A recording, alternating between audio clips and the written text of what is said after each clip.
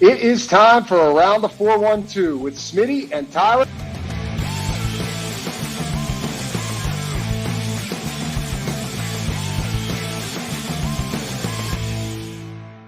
Welcome back to another episode of Around the 412. I'm Tyler. With me, as always, is my co-host Smitty. Go follow us on all of our social medias at Around the 412. Also, go subscribe to our YouTube channel. Leave a like on the videos. And if you have any questions, leave them down in the comments. I promise we will get to those.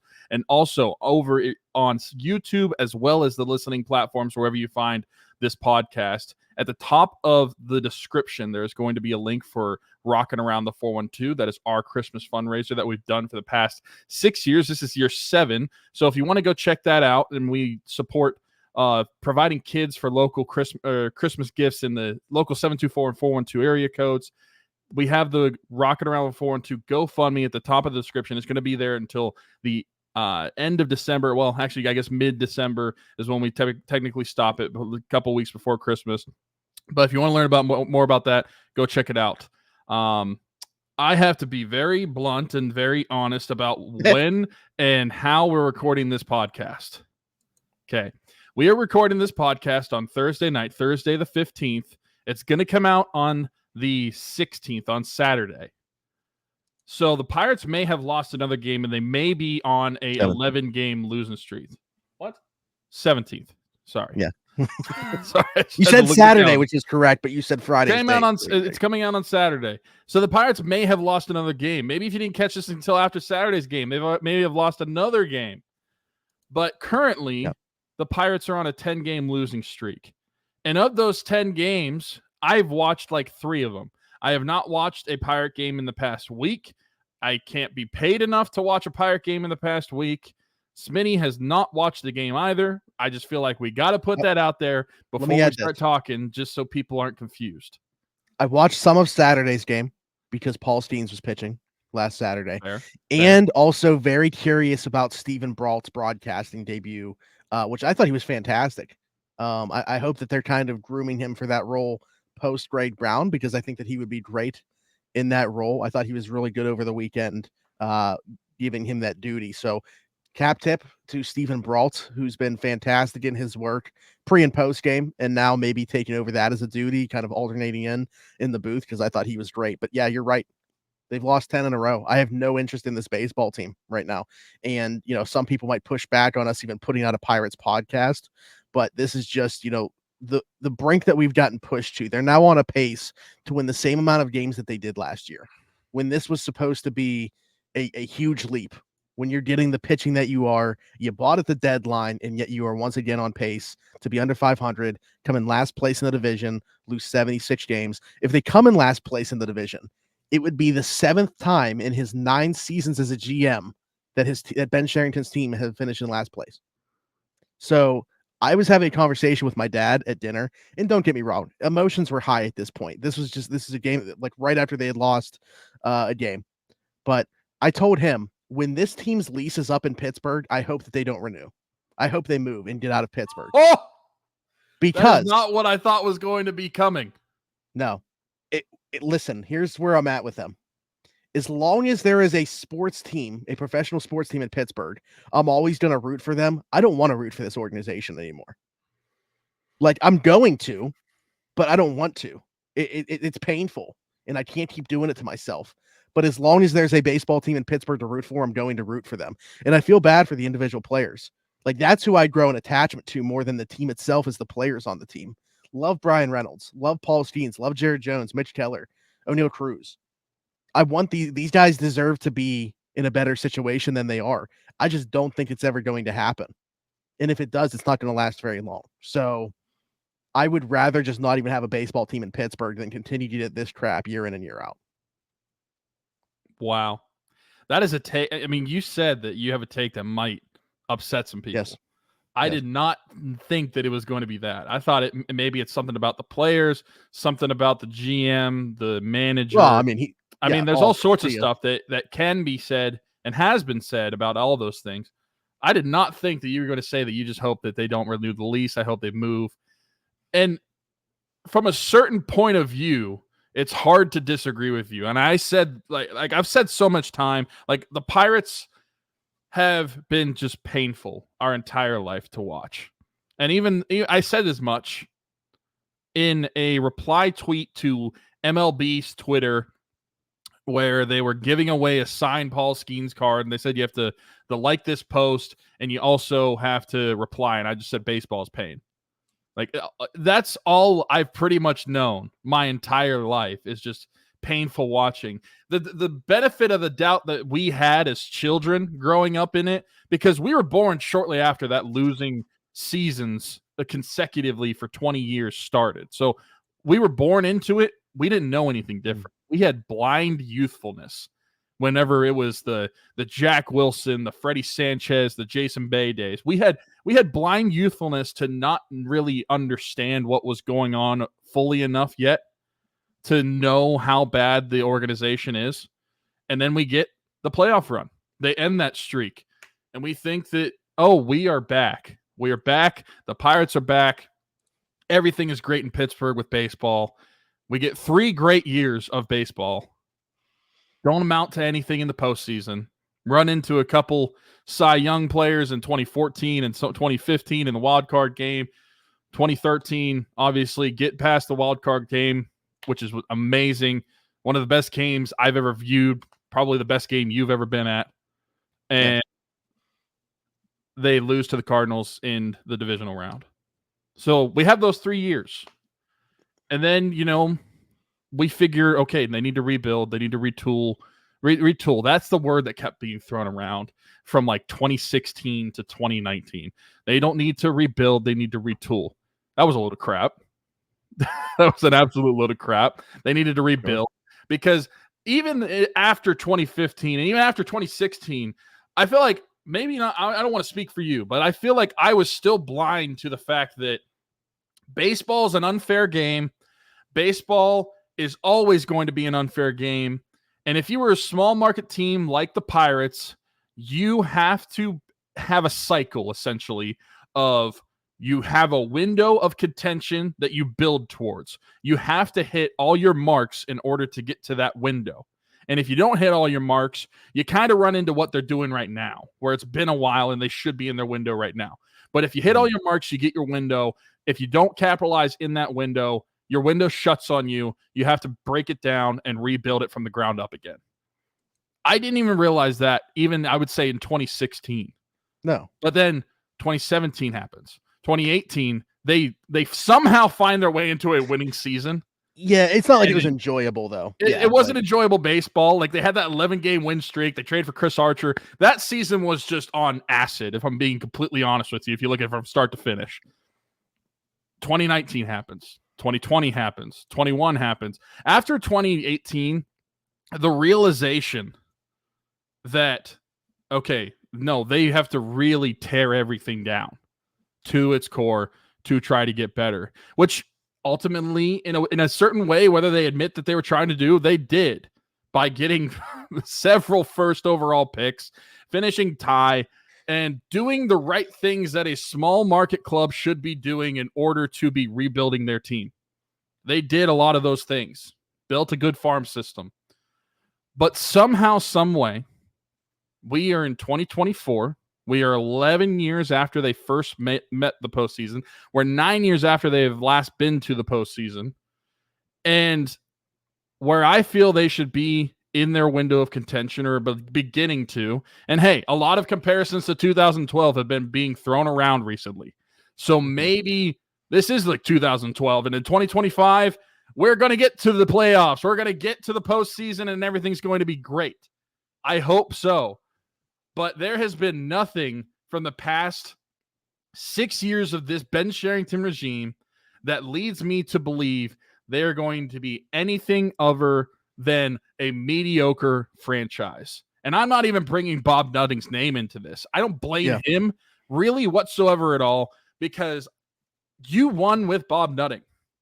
At a certain point, I think you need to realize that Bob Nutting's Bob Nutting. He's not going to change. You have to find the people under him to be able to align to the best of their ability with what the parameters are underneath of him and find a way to win baseball games. That starts at the GM, goes all the way down. it is tough to be a Pirates fan. And I know we're not the only franchise that's like this, but we are Pirates fans. We've been Pirates fans. And my entire life, I have watched mediocre baseball outside of 3 seasons. I am going to be 30 years old in 6 months. That is pretty pathetic if I am the Cleveland Browns of baseball. I have nothing else to hope for. Like, if this is how Cleveland Browns fans feel, then I get why they're so obnoxious. I get why they're so butthurt. I think it's worse all with the Pirates. time. And I agree with you. I think it's worse for the Pirates, partially because baseball is just harder to actually turn things around in because it is an unfair game. Yeah, and let me say this too. I want to give a shout out because last week's episode, we had somebody respond. Nola Jeffy, my guy Jeff, who does great work over at Bucks on Deck as well. It's a Substack page. If you guys aren't, be sure to check that out. They do great stuff over there. But he replied to the post about our episode. It was like, I wouldn't say they're cursed more than they were fake buyers at the deadline, did the bare minimum.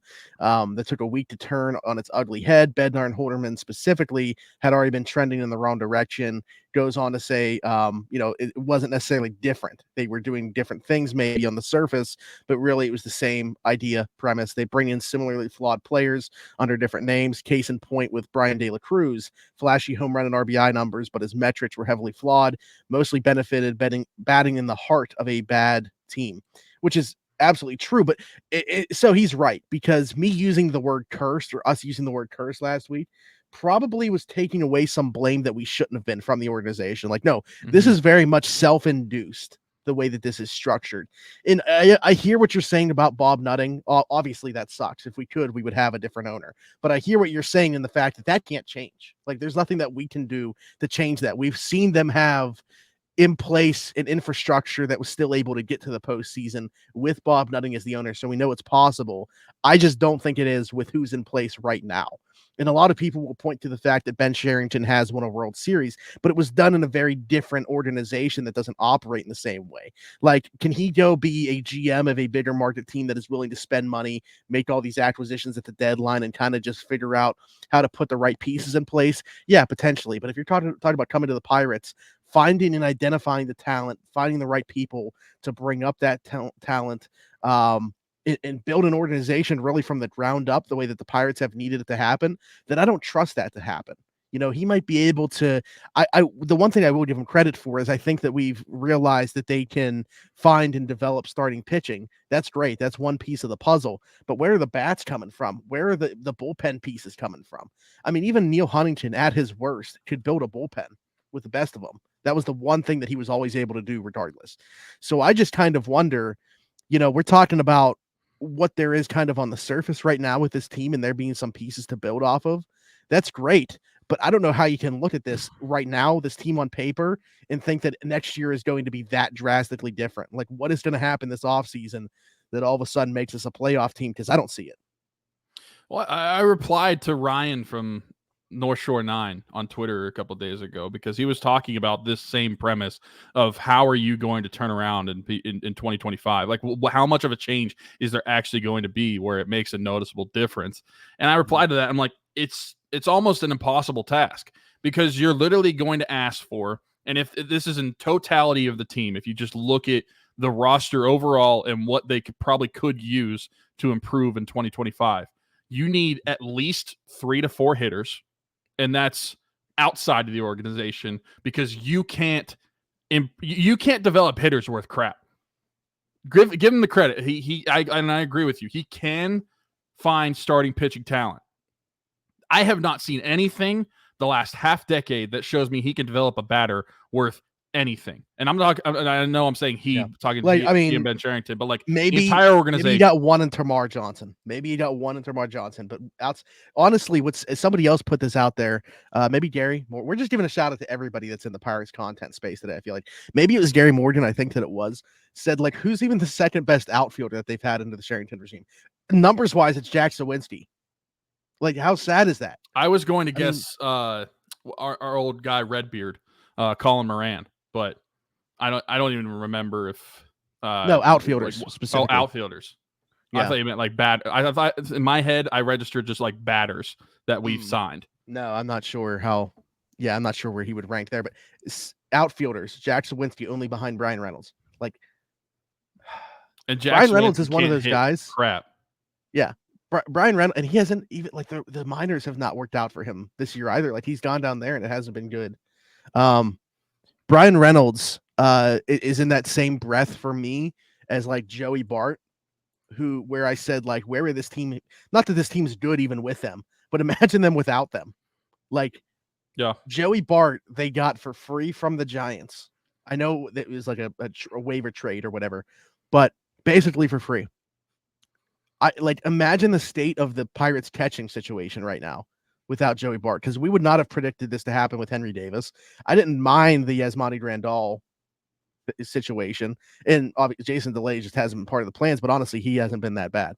But like with the concerns that we have about Henry, not knowing what's going on with Endy's future, where would this team be with their catching situation if they didn't miraculously have Joey Bart land in their laps? Like, and Brian Reynolds is another one of those guys.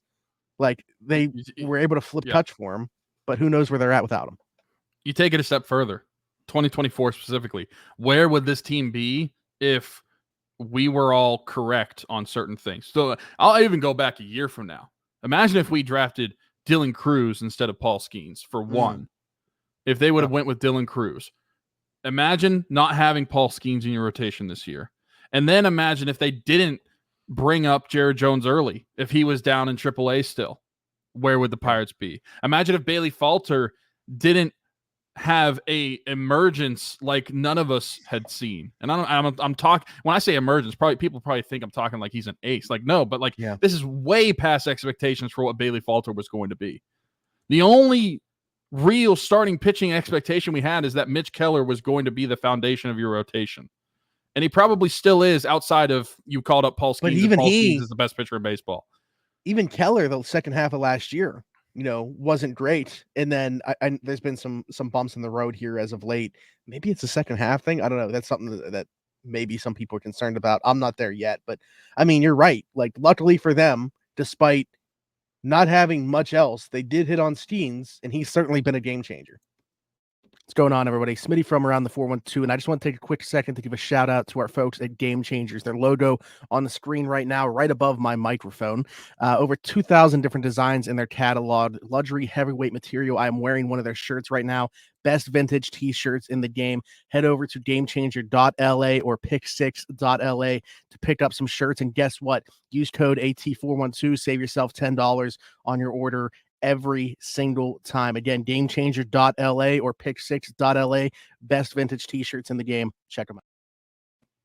Not Pittsburgh, but we're rocking a Sean Taylor Game Changers shirt today. I try to watch a Game Changer shirt on like every episode that we do. I'm so thankful for them. They actually reached out to me via DM this week and were like, hey, there was another Pittsburgh sports page that reached out to us and wanted to want us to sponsor them or like do a partnership or something. And we were like, no, we're like exclusive with Around the 412. So shout out to them. Love Game Changers. Appreciate you guys. Use code AT412 at checkout to save yourself $10. Also, you were talking and like I didn't mean to cut you off, but I saw we were like 17 minutes in. I was like, I gotta get this Game Changers thing in here. I need to know if we went back on all of our Pirates shows, how many times has Paul Skeens' line been the reason that we went into that ad? Probably that's probably at least 2/3 of it. Yeah, that's certainly. A good margin. Not there's not many other guys on the team that I would think would get us there. I mean, maybe you know what, Joey Bart has honestly probably been one too. Like, hey, finding Joey Bart was a game changer. Bam, plays the ad. Maybe like the resurgence of like a guy like Rowdy Tellez. Maybe back in June we said we had one with him.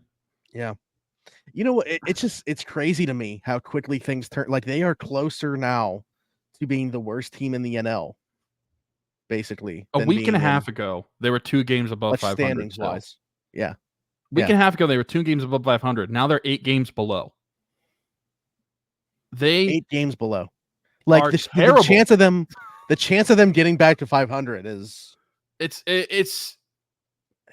would have to go and very hard. Honestly, September Pirates, I believe that they'll do that. I believe that they'll find their way. They did go on. Yeah, they did have a nice September. They'll have a nice ridiculous run. They'll win 2/3 of the game in September, find their way back to 500, and somehow we'll all buy into the same BS that we do every single year where, hey, look how they finished the season. And then we're going to get into the offseason and they're not going to do anything. And somehow we're still going to convince ourselves, oh, that's the thing. I wasn't even done earlier when I was talking about what I replied with, how you have to fix the team. I mentioned you have to have 3 to 4 hitters. That's coming from outside the organization. No hitter at the AAA level outside of Henry Davis being a consistent hitter night in and night out is going to make a difference next year in 2025, at least not right now looking at it.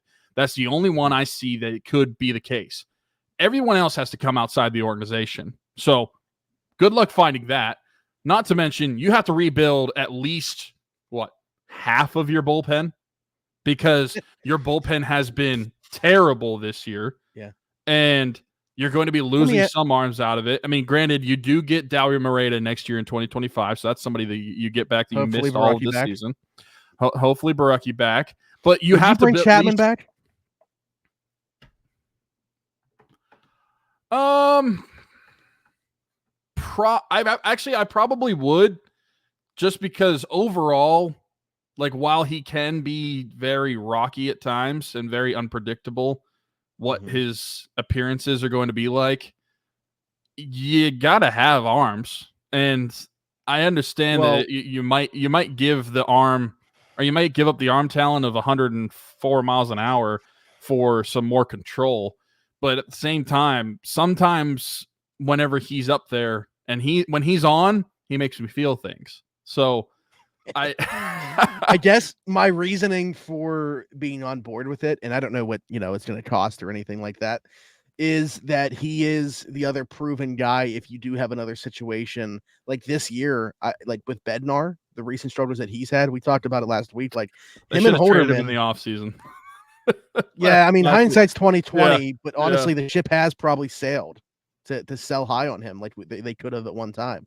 But Chapman does offer you that insurance. Like if Bednar just doesn't return to form, you got a guy that's been there and done it before in Chapman. Do you think you're going to have to pay the $10 million again? Do you think that another team is going to be willing to offer him close to that the Pirates are going to have to match that again? I mean, I was thinking more like 7 or 8. Yeah, I would be fine with $8 million. I think he should have a discount off of this season. I don't think he's played well enough to warrant coming back at the same price tag, but I still think that he should. I would be fine with like $8 million. I think he should be back.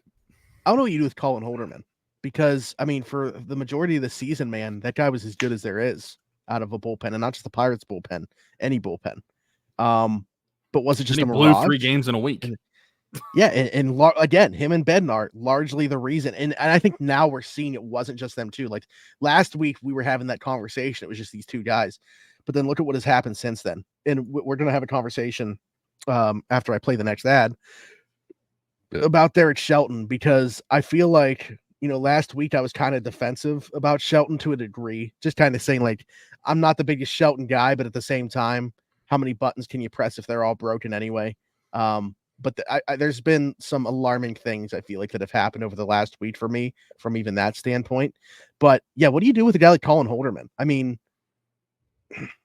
for the better part of the year, he was really good, but was it a mirage? Is this more of what we're going to continue to see?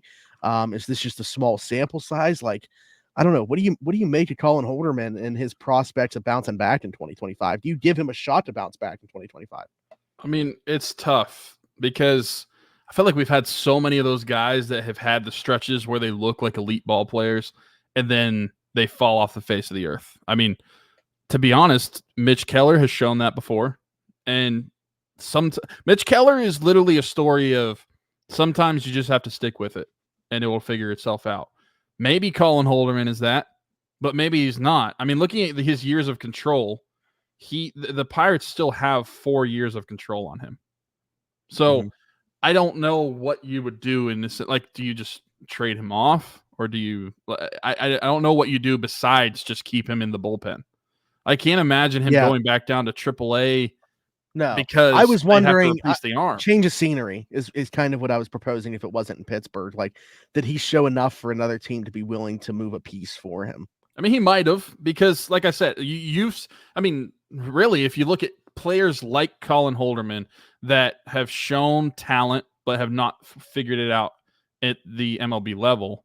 We've seen guys get traded from Pittsburgh to other organizations, a la Tyler Glasnow, Austin Meadows. I know both of those were in one trade and going to the Tampa Bay Rays, but I think you've seen it enough where you can expect other teams to have interest if they see some skill. He has some stuff. Is it going to be a change? I mean, he does have a lot of control, so that could also be something that a team would like, but that's something the Pirates probably like too. And like I said, sometimes you just have to stick with it. I mean, pitchers are going to have bad stretches. He had an unbelievably bad stretch, but it's going to happen. So maybe you just have to stick with it. But he's also not young either. Like, he's 28 this year. He's going to be 29 next year. He's not like a young prospect either that you want to really sit and work on either.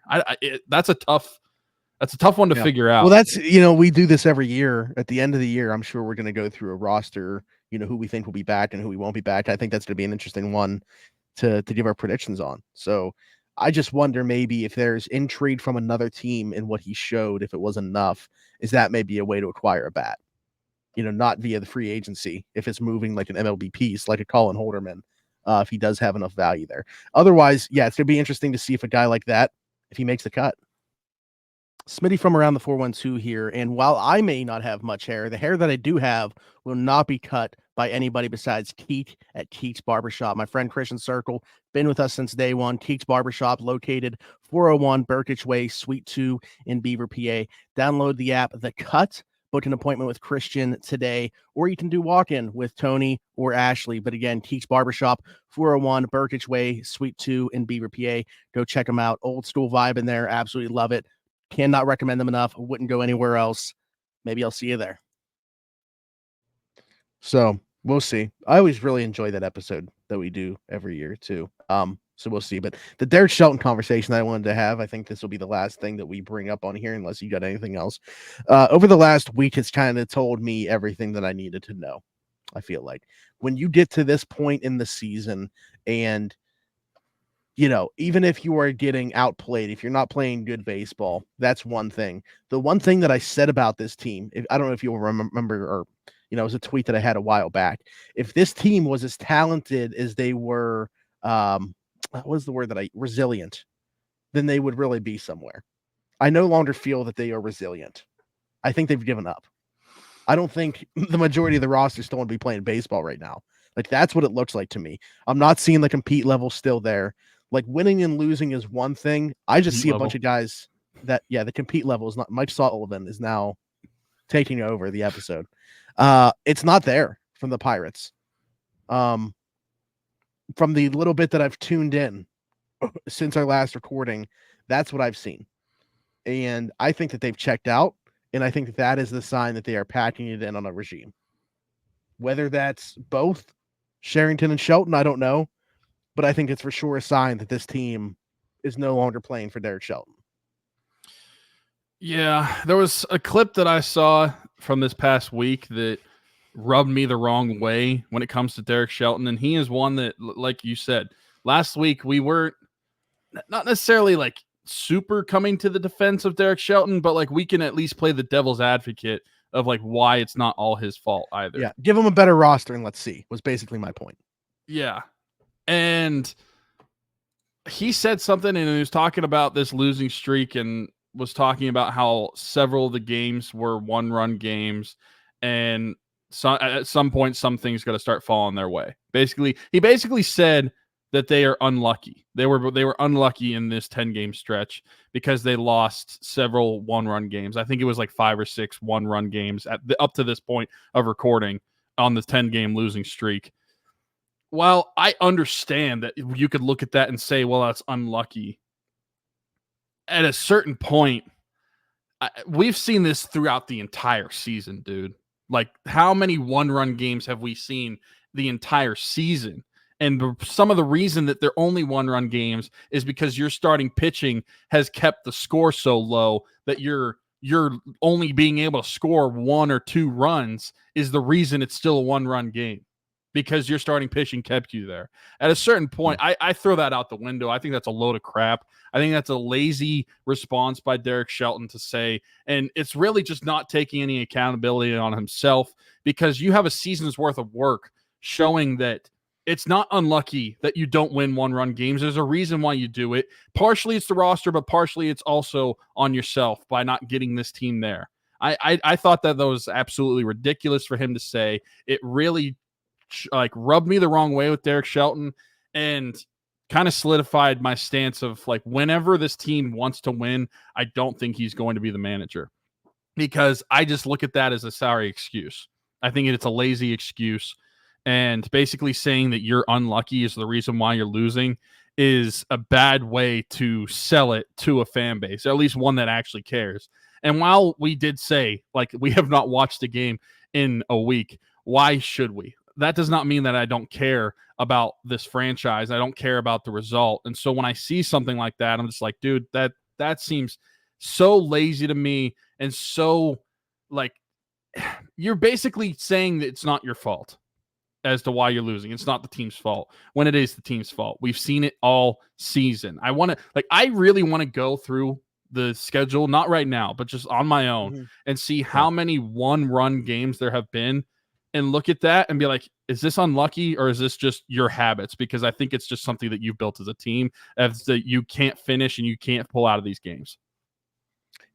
To me too, what I said about last week with that whole, like, not even competing anymore, the morale just being low. Morale to me is the one thing, like, that's Derek Shelton's trump card.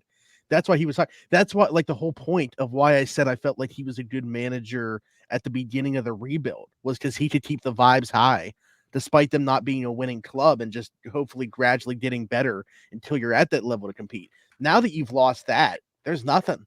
There's no redeeming quality to this. So I don't know. I mean, I would like to think that we don't get a 6th year of this, but who knows?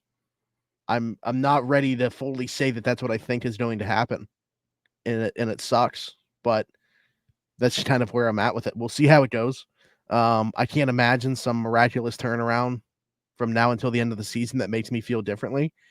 But if it were up to me, I feel like I've said it too many times as a Pirate fan. Clean slate, wipe it clean. Let's start fresh with both. I'm not bringing either guy back. I actually don't have to look up how many one-run games they've lost, because it's 55. But okay, on the other side of that coin, they are 56 and 55 in one-run games this year. So 111 of their games have been one-run games, and they're on the winning side of that. They're on the winning side of that in one more than them. But you've also, like I said, half of your games have been one-run games in those 111 games, and 55 of them you lost. So I just don't think what I'll that say. You should be acting like this is some unlucky stretch. That wouldn't be bad, again, if you're talking about a team a couple years ago. But, like, when you're supposed to be competing, that's not good enough in one-run games. So, like, for the 2022 Pirates, if you told me that would have been surprising and pleasantly surprising. Yeah. Because you're saying that about this team with the starting pitching that they've gotten, with the jump that we expected, that's not good enough, obviously. So, and if anything, that just makes me more mad. That makes me more mad that they are 500 in one-run games. They are above 500 in one-run games. And they were almost a playoff team. I mean, I know there was still 2 months left of the season, but they could have gotten there. It was a realistic opportunity that they could have made to get to the postseason, and they just blew it. They pirated. They've done what they've always done for time and all eternity since 1992, outside of 3 years. They just can't win. They're addicted to losing. They're addicted to breaking my heart. Like I said it the other night, that being a Pirates fan really makes you appreciate the little things in life, because they don't give you anything. They just make you depressed. You know what, this was a group therapy episode, I feel like, for Pirates fans. So I was a little bit, there was some trepidation for sure from my side with even doing this because, like I said, have not paid attention since we last recorded to the Pirates, and with how candidly and emotionally I felt after that one loss. I don't even remember what game that was, to be honest with you. It was just at the dinner table one night. But because there are people that are investing, their time every single night to watch this team, creating content constantly on this team, and people that are far bigger fans than you and I. But I'm happy that we did record this episode now, because as we sit here wrapping it up, I feel like it was like a group therapy session. Like a lot of Pirates fans probably feel this way, and they're still going to watch them play tonight by the time people are watching, listening to this. They're not playing tonight when we are recording, but the day that you guys watch this, they will be. And people are going to be tuning in. Shout out to that very loyal fan base. I've expressed this openly over the last couple years that I'm certainly more on the casual side. I feel like I'm even being pushed away from that. I'll continue to root for the Pirates. Crazy because you were a season ticket holder. Yeah. Yes, I was. Until 2016 was the last year that I had them. Yeah. But it's where I'm at now. So it is what it is. I still root for the Pittsburgh Pirates, but it's hard for me to get invested in them because they don't invest in themselves. I think back to how many times I didn't defend Bob Nutting, but defended just the Pirates against so many people. Yeah. And really bought into the economics of the game and why they can't be a certain way. Yeah. Yeah. But at a certain point, you either die a hero or you live long enough to see yourself become the villain. And I'm getting on board with you. I do not want to root for this team, even though I love this team. It pains me every single year at a certain point. But I bet you what, come next March, you and I are going to be some stupid fools talking about how all Steen's opening day starter. Yep. We are excited about a new Pirates season. And then we'll see you a year from now when they decide to blow it again. Oh man, I hope not. I mean, I was going to say peaking of Paul. I was going to say peaking of Saul Peens. Speaking of Paul Skeens, do you think they shut him down early? Do you think they shut him down in early? Honestly, September? I'm on board with them doing so at this point. I am. You have no resemblance of a shot at making the postseason anymore. I mean, looking at the MLB standings in the wild card, you're 7.5 games back.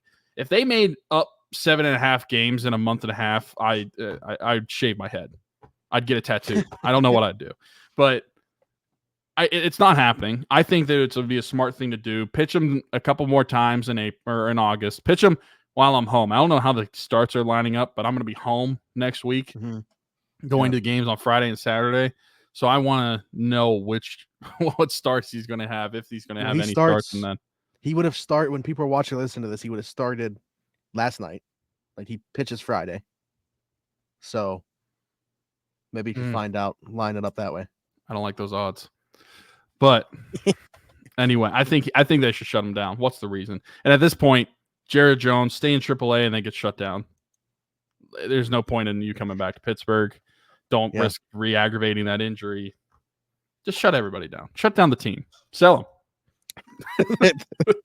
There we go. For anybody that is still watching them or following them every day, shout out to them. Also, Noah Hiles wrote an article about maybe their most loyal fan, Sacked Boy Billy.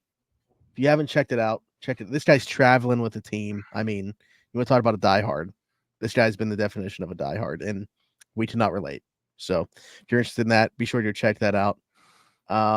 Like, subscribe, hit that notification bell, of course. Check out the description. We'll find a bunch of links, including the one for everything custom designs. You can go get yourself some Around the 412 merch, a customized tumbler, the shirts, hoodies, and long sleeve tees links directly in the description for this. But you can do customized stuff with everything for Around the 412 or whatever you're looking for, a special event, anything like that. But you know what?